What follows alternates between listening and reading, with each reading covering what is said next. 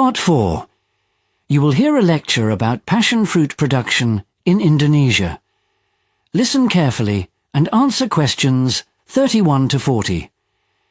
Today, I'll be discussing the significance of passion fruit farming in Indonesia, its influence on the economy, and how it compares with other countries that grow the fruit commercially. Let's begin with the growing conditions. You might assume that tropical fruit, like passion fruit, would flourish in coastal areas. But in fact, that's not the case. In Indonesia, passion fruit can only grow successfully at a certain altitude. Specifically, it needs to be planted in areas that are at least 800 meters above sea level. This elevation offers the right balance of sunlight and cooler air, which are essential for healthy growth. Although some people believe that fertile valleys would be ideal for farming, the passion fruit actually performs better in mountainous terrain with less humidity. Over the last few years, there's been a noticeable increase in the volume of passion fruit being harvested. Many farms in Western Java, in particular, have reported significantly higher yields compared to the past. This change hasn't come about randomly. It's largely the result of improved cultivation techniques, access to better seedlings, and some degree of government assistance for small farmers. Of course, some regions have experienced declines due to poor management, but nationally, the trend has been largely positive. And while it may seem like the output has simply held steady, the actual statistics show a marked rise in yield. That being said, it's important to note that this increase hasn't been consistent across the board.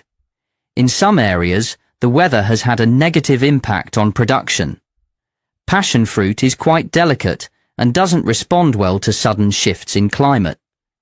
Extended periods of rain or unseasonal dry spells can both reduce the number of viable fruits on a vine. While it's true that pests can affect some crops, insects are not considered a major concern for passion fruit in this region. Likewise, irrigation isn't the main issue, as most plantations receive adequate water supply through natural rainfall. Now let's take a brief look at Kenya, where an interesting development has taken place. Until a few years ago, their passion fruit season was fairly limited. But thanks to recent innovations in greenhouse farming and irrigation control, fruits can now be grown throughout the whole year. This is a big step forward for farmers there, as it allows for more stable income and continuous export opportunities, regardless of the season. While some improvements in Kenya have focused on boosting fruit size or reducing the harvest time, those have been secondary. The year-round cultivation remains the most impactful breakthrough. In contrast, New Zealand faces a few hurdles with its passion fruit exports. One particular problem is the appearance of colour fading. Even though the fruit may still taste fine, after being stored for a certain time, its skin can lose its vibrant colour and look less appealing. Exporters often find that by the time the fruit reaches overseas markets, it looks less fresh, which can affect its sale price. Contrary to what some might think, the issue isn't really about insufficient supply. In fact, production levels are adequate.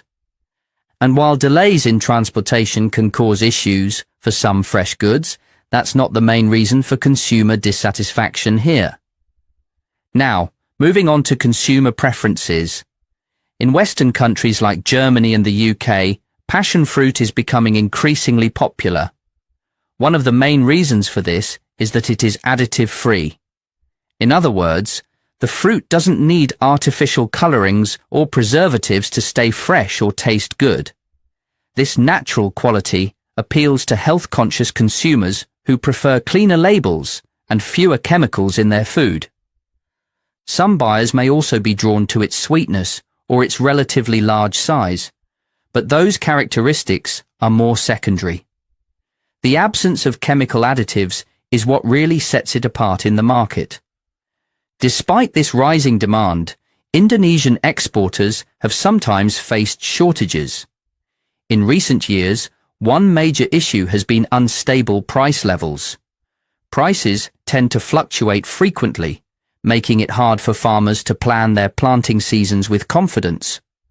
When prices are low, they may decide not to grow the fruit at all, and when prices rise, it's often too late in the season to start.